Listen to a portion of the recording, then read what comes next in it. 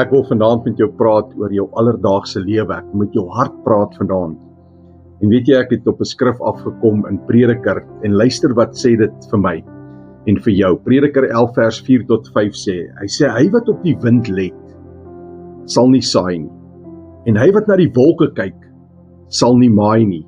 Soos jy nie weet wat die weg van die wind is of hoe die gebeente in die moeder skoot gevorm word nie, so ken jy nie die werk van God wat alles doen nie. Wat wil ek vir jou daardeur vanaand sê? Hierdie skrif sê vir ons en hy praat met ons direk en hy praat met ons twyfel, hy praat met ons ongeloof en hy praat met my en jou uitstel. En dis een van die grootste wapens van die vyand is vir my en vir jou as kind van God, as Christen, om uit te stel, om dit nie te doen nie. Baie keer wag ek en jy vir die regte omstandighede. Ons wag dat alles perfek moet wees, dat alles reg voel, dat daar geen risiko is nie, of wanneer ons seker is dit gaan werk, en in ons geestelike lewe werk dit ook so. Ek en jy is baie keer bang om iets te doen vir die Here, want ons voel nie reg nie, of ons is so bang dit gaan nie werk nie. En ek en jy stel so uit en ons wil nie dit doen nie. Maar die waarheid agter hierdie skrif is, as ek en jy wag vir die perfekte omstandighede in ons lewens, dan gaan ons nooit begin nie. Dan gaan ons nooit uitkom waar God vir my en vir jou die volmaakte plan vir ons vir ons lewens ten doel stel nie. Ons gaan dit nooit bereik nie. En God sê vir my en vir jou vanaand, jy verstaan nie alles nie. En baie keer wil ons alles verstaan en ons wil in beheer wees. Maar ons is nie in beheer van alles nie.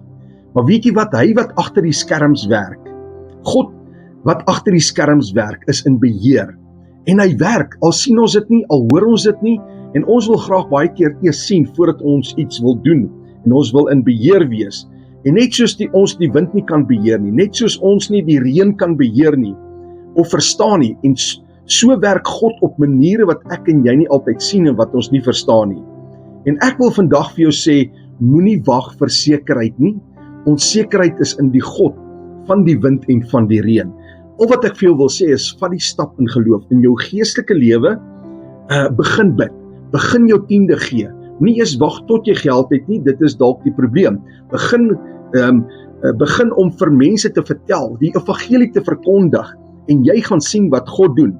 En op 'n ander plek wil ek vir jou sê, as God jou al lankal in jou hart 'n droom gesit het, om 'n besigheid oop te maak, om 'n boek te skryf, om wat ook al in jou hart is, wat jou begeerte is, wat jou doel is, begin dit te doen. Moenie wag vir die regte omstandighede nie. En hoe gaan ons dit doen? Begin daardie ding wat op jou hart lê, wat God op jou hart gelê het.